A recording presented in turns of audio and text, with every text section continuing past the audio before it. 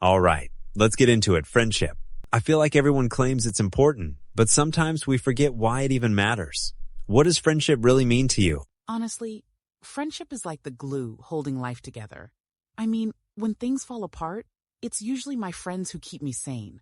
They're the ones who make even boring days feel epic. That's so true. I can't count the times my friends have turned a disaster into a hilarious story. It's wild how much they shape our experiences. Exactly.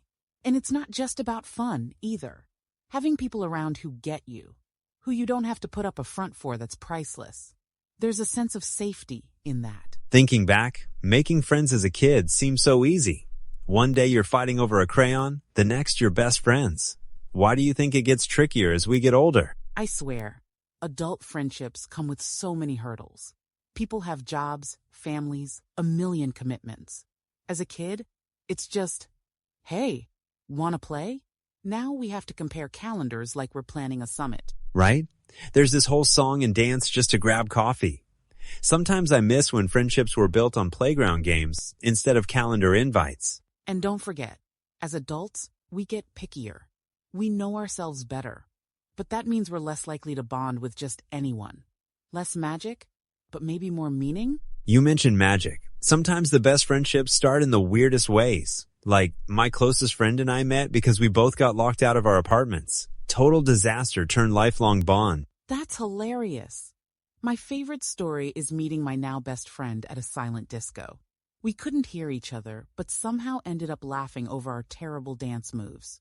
It just clicked. It's wild how those random moments set the stage for something lasting. Do you think chance plays a huge role, or is it more about being open to connection? I'd say it's a mix. Luck puts people in your path, but you still have to take the leap. Some of my best friendships started when I decided to just say hi, even if it felt awkward. On the flip side, friendships aren't all sunshine. Ever had a major falling out with a friend? Oh, definitely. There was a time my friend and I stopped talking for months over something silly. It felt like a bad breakup. Way more emotional than I expected. It's wild how much it stings. I've had those, are we even friends anymore? Moments that keep you up at night. Figuring out how to patch things up can be so tricky. Sometimes, a simple apology can change everything. But it takes guts. I've learned that honest conversations, even when they're awkward, are worth it if the friendship matters. Switching gears a bit, social media has totally changed how we keep in touch. Do you think it brings people closer, or does it mess with real connection? I've got mixed feelings.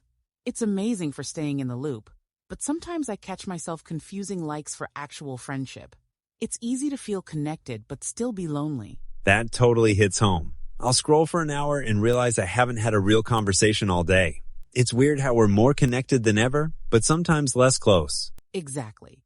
I think social media is great for starting connections, but the real magic happens offline, shared experiences, late night talks, the stuff you can't capture in a post.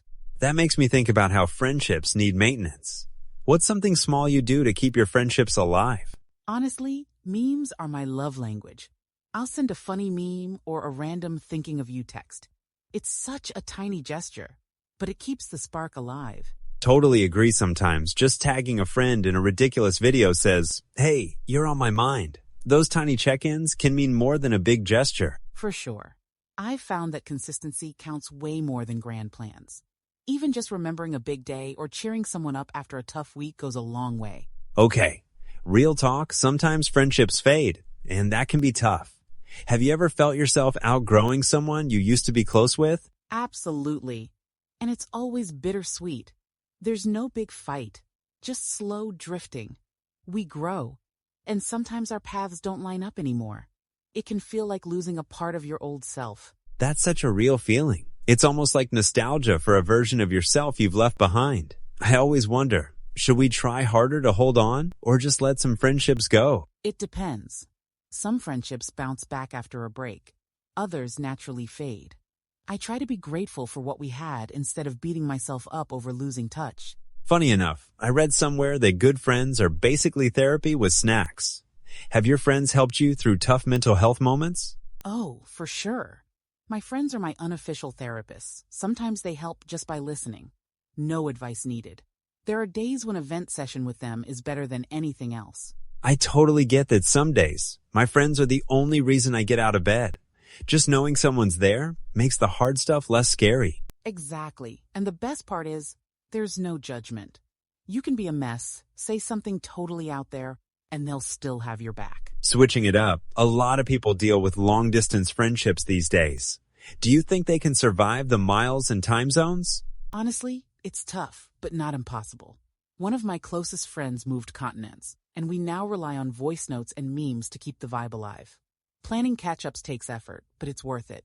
I've got a buddy who lives halfway across the world, and our friendship is basically one ongoing group chat. Sometimes I think digital connections actually make us more intentional about reaching out. Exactly. You start to value the little things more, random check-ins, remembering birthdays, making time for a call. It all matters so much more when you don't see each other every week. All this talk about friendship makes me think about chosen family. Sometimes your closest friends feel more like siblings. Have you experienced that? Definitely. My friends have seen me through stuff my actual family hasn't. Breakups, job drama, you name it. Sometimes your chosen family understands you in ways your blood relatives can't. There's something really powerful about creating that kind of support network.